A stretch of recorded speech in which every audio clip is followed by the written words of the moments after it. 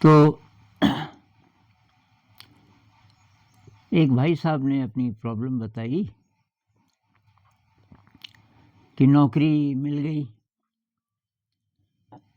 तो बड़ी खुशी हुई मुझे कि एक बहुत बड़ी प्रॉब्लम तो सॉल्व हो गई।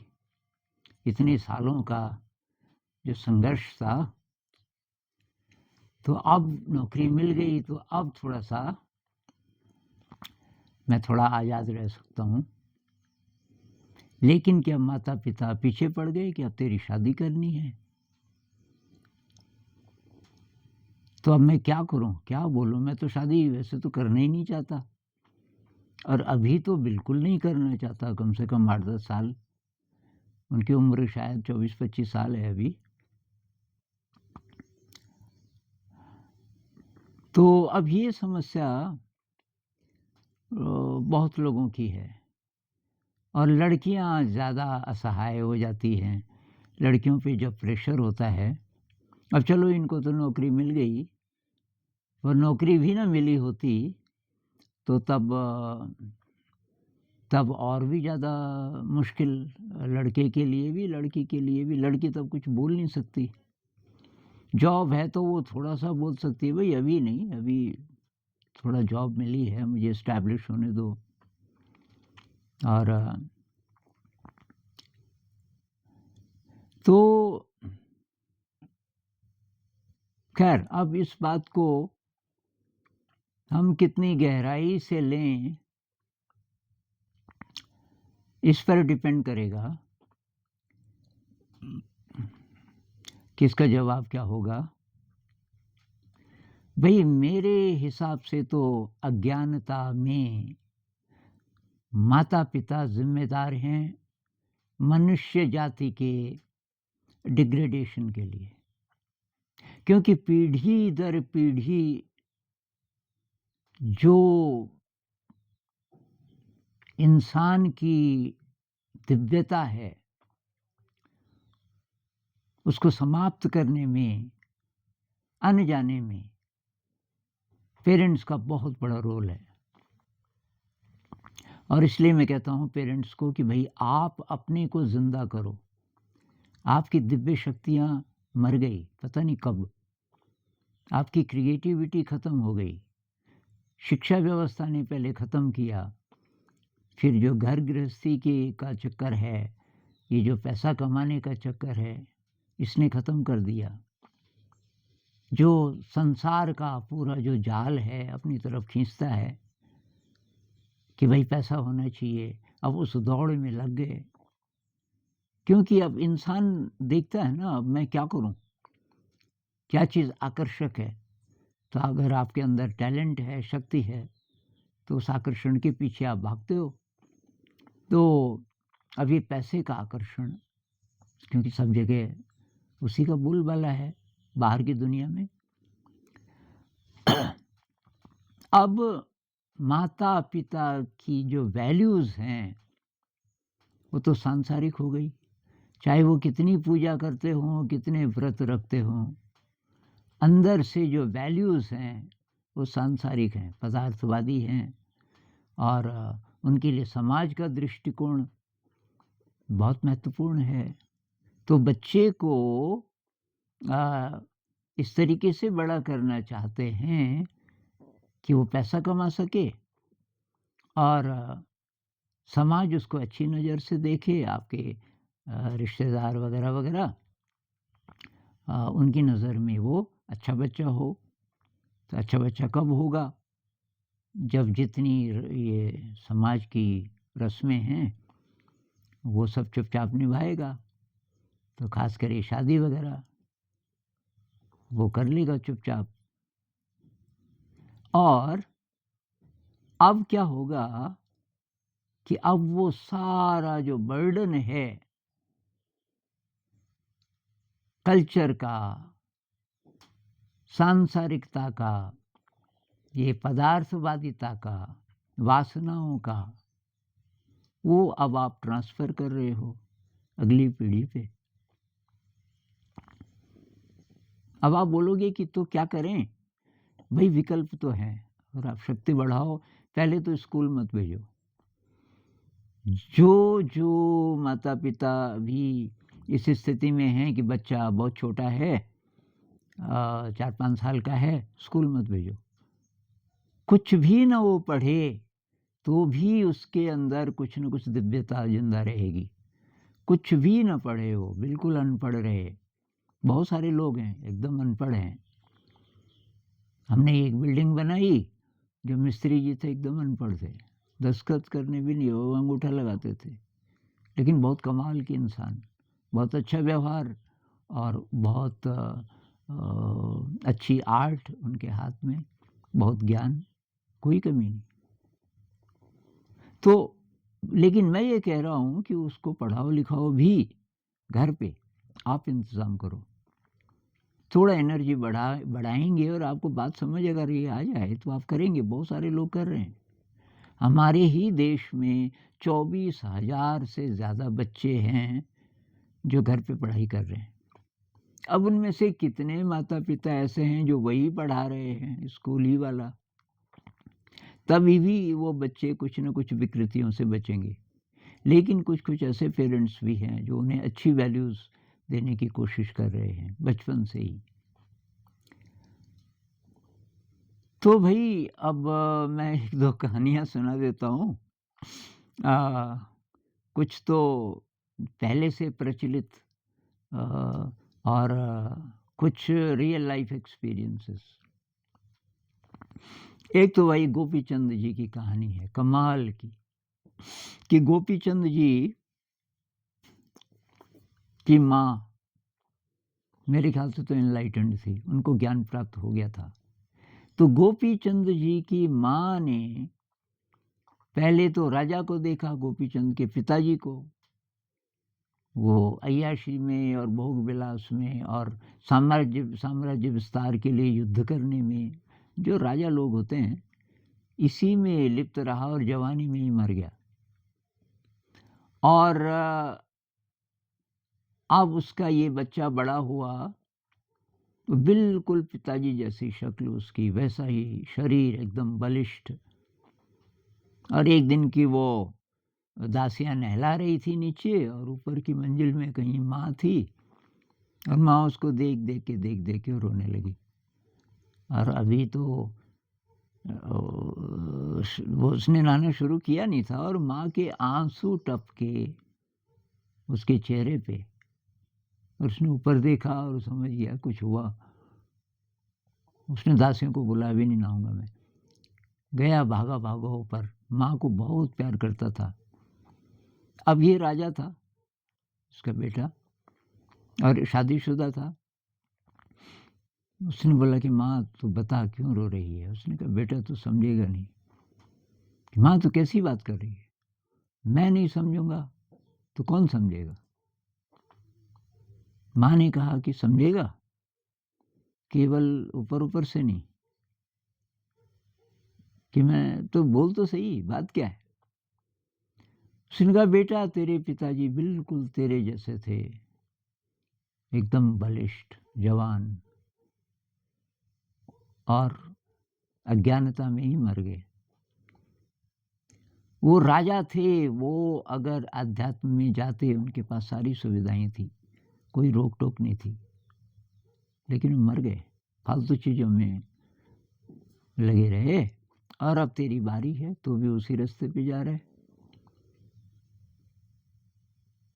उसको बात लग गई, उसने कहा माँ तुम क्या चाहती हो? उसने कहा बेटा अगर सचमुच तू समझ गया, तो तू क्यों आया इस धरती पे ये पता कर। परमात्मा ने क्यों भेजा तुझे, कल के दिन मर जाएगा। तुझे जानना है तू कौन है। अगर तुझे मेरी बात समझ आ गई, तो निकल पड़।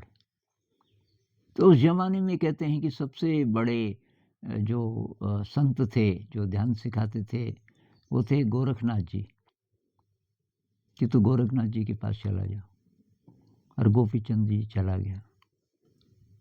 और उसको जब समझाती है तो वो कहती है कि माता रोए जन्म-जन्म को, बहिन रोए 6 मासा, और स्त्री रोए डेढ़ घड़ी को, जाके करे घर बासा, ऐसा एक गीत है कि तू जाएगा तो भाई मैं तो ज़िंदगी भर रोऊँगी, तुझसे इतना प्यार है। और तेरे जो भाई-बहन हैं वो भी रोएँगे, 6 महीने के करीब वो भी रोएँगे, उसके बाद उनकी अपनी ज़िंदगी है, वो सँभाल लेंगे। और जो तेरी पत्नी है, वो तो शायद एक दिन में ही कुछ दूसरे घर में चले जाएगी, किसी और को पकड़ लेगी। कोई फ़र्क नहीं पड़ता किसी पे। मेरे पे पड़ेगा सबसे ज़्यादा, क्योंकि मैंने जन्म दिया तुझे, पर मैं बोल रही हूँ, तू जा। और गोपीचंद चला जाता है। इतिहास बन गया, गोपीचंद इतिहास बन गया वो, कि फिर बाद में एनलाइटेंड हुआ और गोपीचंद जी की माँ उसकी प्रेरणा थी।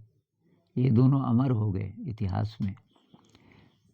तो ये तो आप बोलोगे पता नहीं कब की कहानी है, पता नहीं कितनी सच्ची है कितनी नहीं है, लेकिन एक अभी की कहानी है और मैं ये पहले सुना चुका हूँ वैसे किसी और वीडियो में।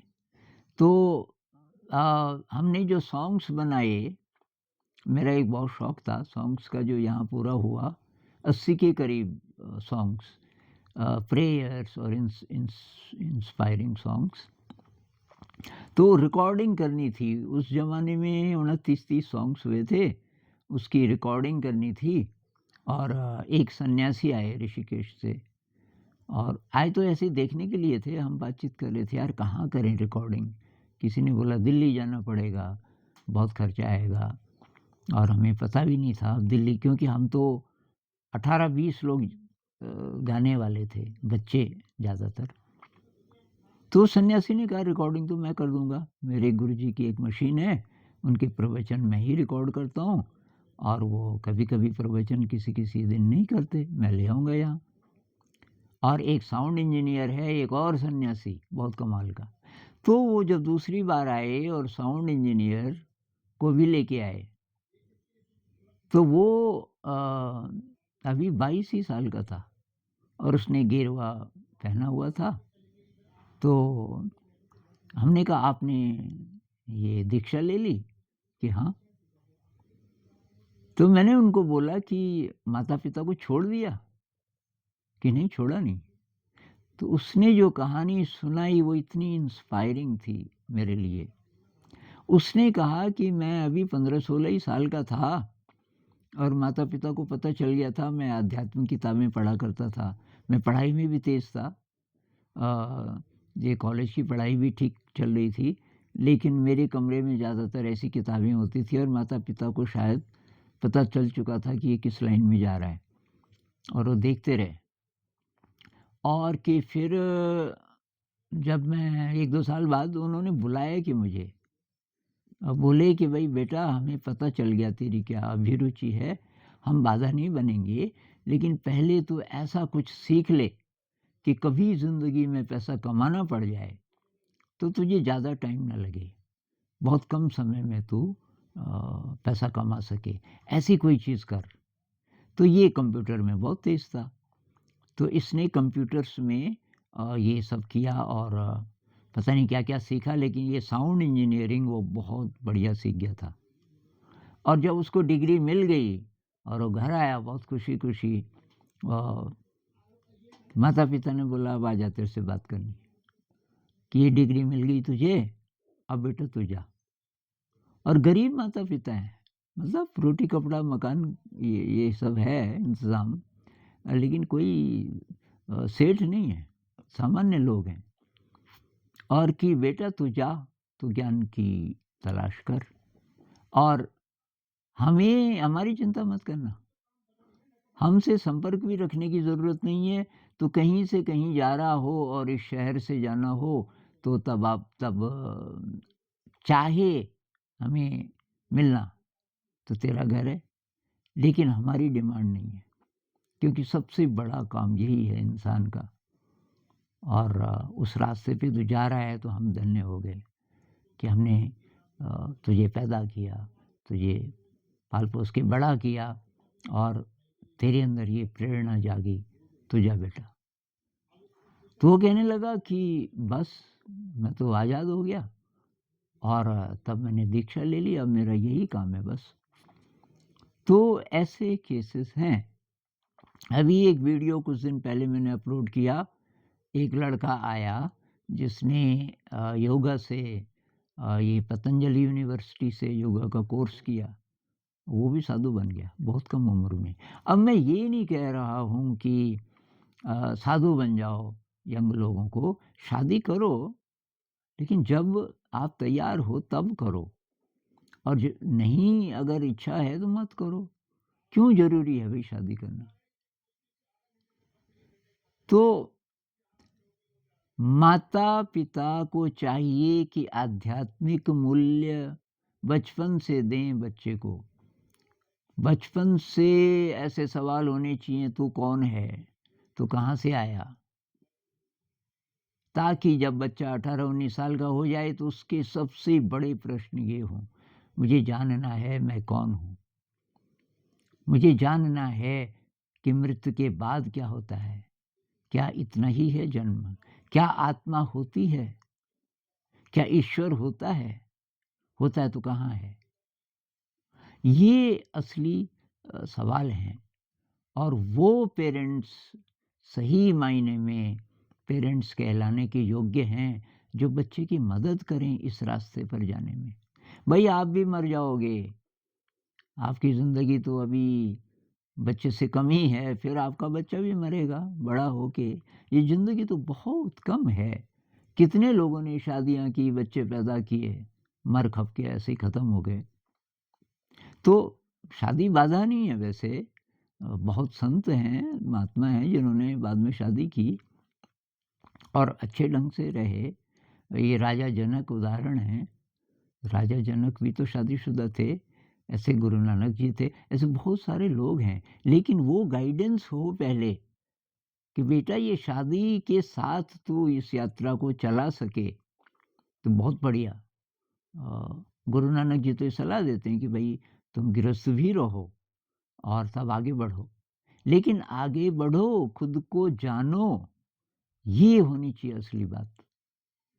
तो पता नहीं भई किस-किस को बात समझ आएगी, किसको नहीं आएगी, लेकिन पेरेंट्स के लिए मेरी तो गुज़ारिश है, बल्कि विनती है कि भई ये आध्यात्मिक जो मूल्य है ना, ये सबसे ज़्यादा महत्वपूर्ण हैं, और ये बच्चों को आज़ाद छोड़ो। नौकरी लग गई तो उसको फँसाना क्यों चाहते हो आप अभी?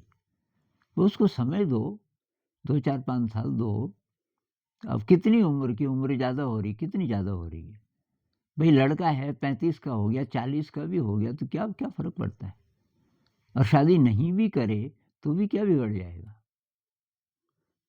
तो बच्चों को आज़ाद छोड़िए, और आप कुछ दे सकते हो बच्चों को, तो ये आध्यात्मिक मूल्यों पे बात कीजिए कि भई किधर जा रही है तेरी ज़िंदगी? और तब होगा जब आपके अंदर ये आध्यात्मिक जीवन मूल्य आएँगे। ज़रा देखो कितनी ज़िंदगी आपकी बची है और किधर जा रहे हो। और जिस ज़िंदगी को आप सफल मान रहे हो कि हमने जी अ, सारा इंतज़ाम किया, नौकरी भी की, अब पैसा भी है, ये भी है, मकान भी है। अरे ये तो सांसारिक चीज़ें हैं। ये थोड़ी है। ये तो सभी जीवधारी करते हैं अपने लिए इंतज़ाम। असली बात है, मैं कौन हूँ? इस पे काम किया आपने? नहीं तो अब शुरू कीजिए।